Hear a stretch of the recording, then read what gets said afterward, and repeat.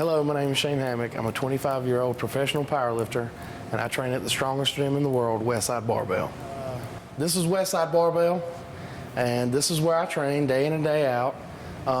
This is the board that everybody in this world that competes in strength sports and powerlifting wants to be on. The strongest men who have ever lived have their name on this board, and although my name isn't on there yet, that's what I'm working for, one of the things I'm working for. This bench right here has had over 1,000 pounds on it. This monolift right here, which is a squatting apparatus, has had 1,300 pounds on it. And this deadlift platform, which is used constantly, has had 900 pounds on the deadlift platform. So this is my world, and this is what I come from, and this is what where I've worked my whole life to be. I come from Macon, Georgia, and I grew up in the ghetto, and ever since I was a kid, I think 5 years old was the first time I ever wanted to lift weights, but my family wouldn't let me. And you know, we didn't have a lot, but you know, we had a good, strong family. We loved each other, and my family sacrificed a lot to send me to a private Christian school. And in that school, I had a lot of good influences, and at the time, I didn't really realize how many of them were such great people, because you're a kid and you want to act out and all that. But you know, as I've gotten older, I've noticed how much those people sacrificed to be able to be in that position, because at a private Christian school, you don't make much money, and you put up with a lot. And it's something, looking back, the older I get, the more I have respect for those people and the people that were over me. But anyway, my dream has always been to be in strength sports, and I didn't know anything about powerlifting until I was, I think, 12 years old was the first time I heard the word powerlifting. But I just knew I wanted to lift weights, and I kept bothering my family. And at 11 years old, they bought me my first weight set, and it was a concrete weight set. I started working out constantly. I worked out 5 hours a day, every day, benching, because that's all I knew how to do. And when I was 12 years old, I could bench 275 unassisted. And then when I was 12, I heard about my first powerlifting meet, and I went to my first powerlifting meet and benched 225 or something like that.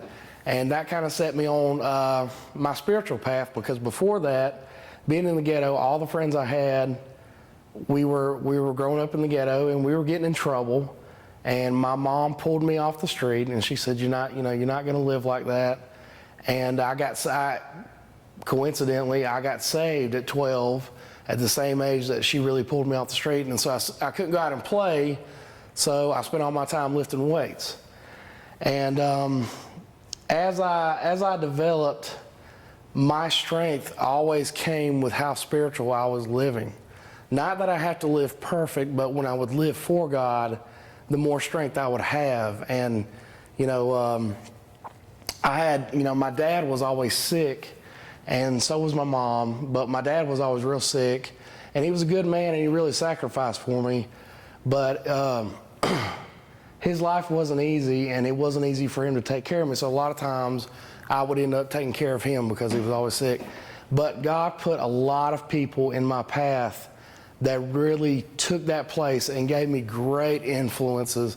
My football coach from high school, he wasn't your regular football coach. He was I don't know how to put it, we became great friends, and instead of him pushing me in the gym, I was always be like, hey man, let's go work out, we got to work out.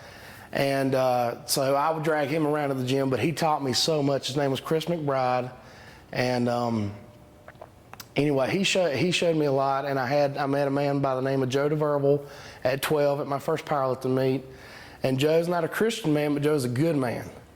And he taught me a bunch about life, and I have the slew of people I've just met through the years that have really helped me develop into a good Christian man, and most of them being good Christians.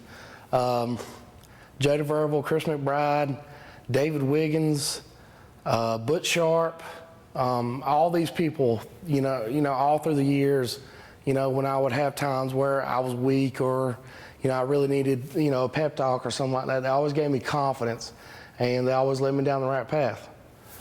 My desire to stay drug-free was just the fact that I always felt like growing up, I didn't need any help. I didn't need steroids. I didn't.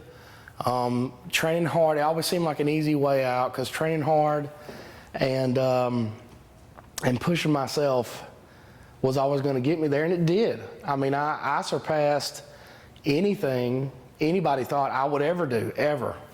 The whole time growing up, even at 15 years old, I remember being in the gym, and this huge guy was like, man, if you don't start taking right now, you're never going to be anything. You're never going to be anything. And it was 3 years later, I was stronger than him, and he was asking me, how do you do this? How in the world can you do this? And I would joke with him, and I'd be like, well, Jesus and the Chinese buffet. And we always got a kick out of that. Powerlifting is a sport with gear in it that assists you in your lifts. And I didn't even want to wear my first powerlifting suit until I was 15 years old. And that was at, like 2 or 3 years of Joe DeVerval harping on me about, how I actually need to train right. And finally I listened, and my numbers went through the roof and everything. He always knew what to do with me as far as training went. And something I can say as an adult, if you're a kid and you're even thinking about taking steroids, don't. You're 15, 16 years old. I don't know how old the group of guys are going to be in the room listening to this video, but if you're a kid, man, don't even think about it. You'll destroy your own natural mechanisms for producing testosterone. And there's so much you can do as a kid. You produce more testosterone than most people can buy in a bottle at 15, 16 years old. And you just don't need it. You need to work hard and be focused on what you want to do in life and go for it. And don't look for that easy way out, because you can do it. You just got to believe in yourself. As I said, I grew up in a Christian school, and in a Christian school, even though you have the people who are really going to buck and not want to listen, and all that, your faith was never tested. My faith was never tested in high school. My faith was tested constantly in the gym, because I was 15 years old and 14 years old, and I was around grown people who were living grown people lives, and they didn't care what they told me, and anyway, but that really being in the gym and hearing all that gave me practice in how to deal with that, and how to show my faith and keep my faith. Because in high school, you don't get tested. When you're really going to get tested is when leaving high school and leaving home, and you go out to college, and you've got to, you're going to have so many things thrown at you at college that could cause you to veer away from God. It's unbelievable. College is a place of extremes, extreme athleticism, extreme, I almost hate to say it, but extreme, liberal attitudes. Everybody at college is trying to find their stuff and find their way, and a lot of times they buck on what they've been taught by people who love them as is the right way to live. And anyway, for me, I've always found the easiest time for me to shine as a Christian is when I'm around peer pressure that wants to push me to do something that's outside of the bounds of my morals, because they serve it up to you, and you just walk away from it. You don't have to be ugly about it, but you just walk away from it, because that's not how you're living. And that's the biggest way I've witnessed to most people. You can be a Christian and you don't have to be perfect, but the better you live, the more of a witness for Jesus you are. God asks 3 things of us, and that's to believe in Him, share the Word, and try to be a better person. It doesn't say try to be a perfect person, or you've got to be a perfect person. Try to be a better person. And those are the 3 things I always remember. And so I guess I would say, your easiest time in life is when you fall into diverse temptation. My sport. Some of you may not know a lot about it, but my sport doesn't have a lot of money in it. And where the real money is the supplement companies and being sponsored and all that. And really, most of the guys you see in a magazine will say, well, this supplement works so well for me. Well, that's not true, because he's on taking all this stuff and everything. And so many people doubted me my whole life and like, man, you'll never make money doing powerlifting. You need to quit and all this. And anyway, the way I ended up making money in powerlifting was I didn't forget my morals. I did not sell out. And that's what got me noticed by a supplement company and got me sponsored. And I was living my dream, and I still do. I still live my dream. This is everything I've ever dreamed of. I don't make a ton of money, but I make enough, and I make enough to do what I need to do, and I still get to wake up every day, and I can train as hard as I want. I train Monday, Wednesday, Friday, twice a day, and once on Saturday, and it's everything I've ever dreamed of. I train at the greatest gym in the world. We have the best athletes from around the world who all want to come here, NFL players, Olympians, everything, and this is my playground, and this is what I've always dreamed of. And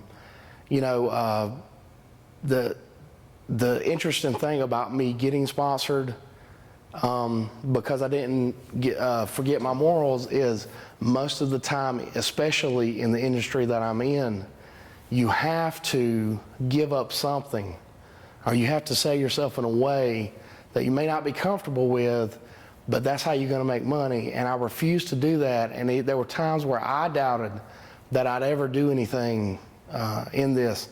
But I ended up, at one time, I was probably the highest paid powerlifter in the world at one time. And I didn't have to take steroids to do it. I just kept my faith, and I kept training hard, and I ended up with everything I wanted. I mean, I couldn't ask for a better life. In life, I've noticed, you need to make sure that you're careful who your friends are, because a lot of people are so happy to hear when you're doing bad. Oh man, what's wrong with you? Oh, that's terrible. Some people are so happy to hear, so many people are so happy to hear that it's ridiculous. But when you say, hey man, my dream came true, and I'm going to go do this, and then the people kind of shy away from you, and you're not even gloating. You're saying, hey, I've worked so hard, I'm so happy, and they walk away from you almost in disdain. Well, those people aren't your friends, and you need to make sure you guard yourself. Especially even who you date, because they can be the most negative people that you'll meet. I've had a few girlfriends who were like, oh, you need to give up that powerlifting, you'll never make any money, start doing something else. And those people were so negative I didn't know at the time. I was young, but I should have dropped them out of my life immediately, but I didn't. And but that's something I really want to instill in everybody in the room is keeping your faith no matter what is going to get you places in life. If your goal in life is to party and get drunk on the weekend, well, that's usually all you're going to be good for is that Friday night. You're going to get to party, you're going to have enough money for the alcohol to party, and you're going to party, and that's all you got. And you think, well, I'll just do this for a little bit, and it won't be a big deal. It won't be a big deal. I'll move on later. I'll decide what I'm going to do. Well, a lot of kids I went to school with, they thought that, we graduated high school 17, 18, whatever. And it seems like yesterday, and here I am, I'm 25 years old, but I'm living my dream. I stayed focused. I'm living my dream. I'm doing what I want to. And most everybody I went to school with that said, oh, I'm just going to party a little bit, well, that turned into a lifestyle. And here they are, 25, and they still live in the same town. They still work at little jobs, and they make hardly nothing, and they've gone nowhere in life. And you don't think it can happen to you, but it creeps up on you. Because before you know it, you graduate high school, and you turn around, you're 25 years old, you're 5 years away from 30, and you're like, man, where has time gone? I was a kid yesterday. I was living at home yesterday, and life was you don't know it at the time, but life is so easy.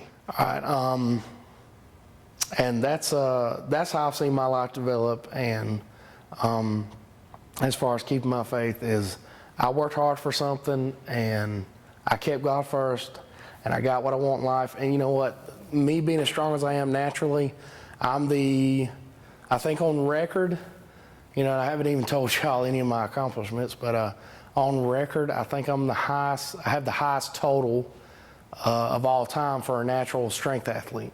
My total is 2695 at the current moment. We're going to up that very soon. But it's 2695.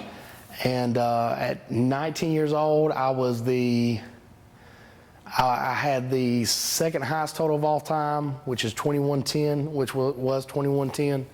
And in 2011, I got first place at the Mr. Olympia Pro Bench Press competition. And everybody I compete against is taking whatever, and I don't get them for that, but it's I don't fault them for that, but that's their choice. But I did all of this stuff without taking anything and just working as hard as I could and keeping my faith. And God has blessed me for everything I've done. And I don't have this strength for no reason. I have this so that I'm noticeable, and maybe a room of kids like you will listen to what I got to say, so I can be a witness for Him. And that's the reason I have the strength that I know it, because my strength always, as I said in the beginning, has correlated with where my faith is. And even 2 weeks ago, I'm not perfect, and I wasn't living terrible, but I wasn't living for God. And my numbers even 2 weeks ago just falling apart.